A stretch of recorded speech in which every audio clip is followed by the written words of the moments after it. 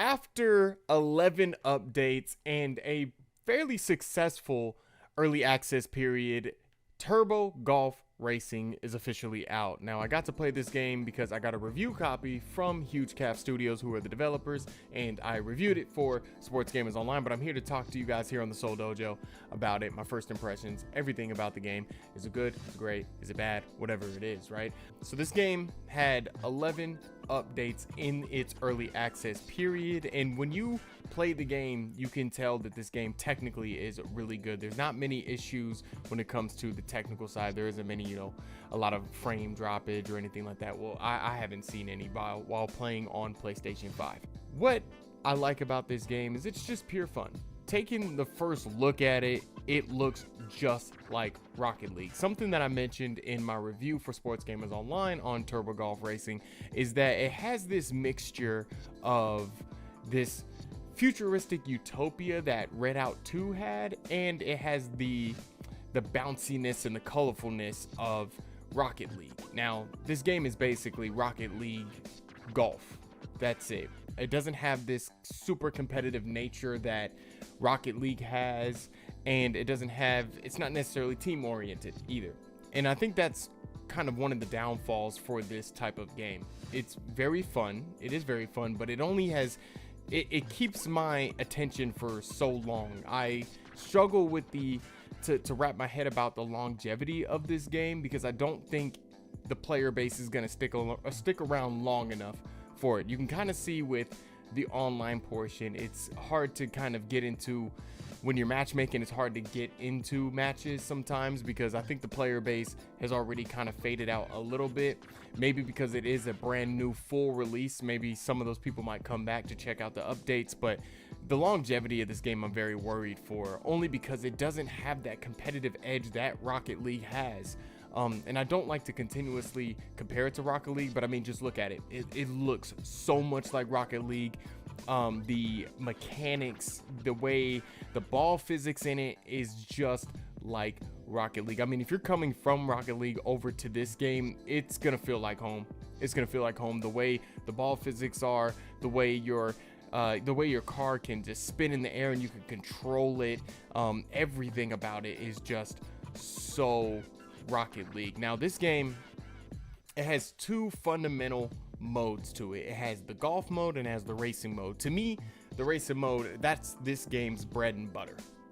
The golf mode, you have to really like golf and how the golf scoring is done to really like the golf side of this, because they do treat it just like traditional golf, except you're in cars and you're just hitting it once and then they respawn you to the area where your golf ball is at. But this game, everything is there for the price point, and I'll talk about the price point here in a second. Everything is there.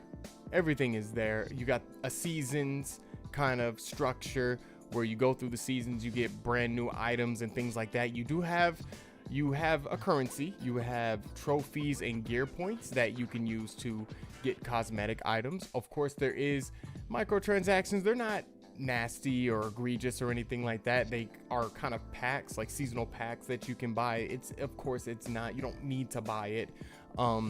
And everything else in this game is there. It has 8 different modes. They have a ranked online mode. They have a 1v1 golf mode.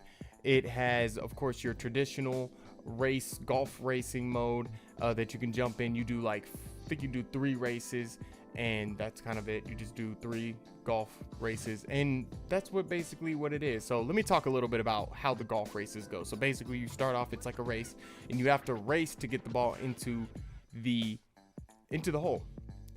Now, from what I've noticed, is like the maps they rotate the same map, so it kind of gets a bit repetitive after a while. But the flip side is you do learn how to get to the hole quicker, and you learn your own little routes and what works and what doesn't work. Like I said, the game just doesn't hold my attention long. It doesn't.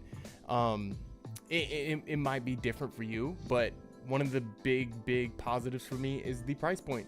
You're looking at $10 for this game.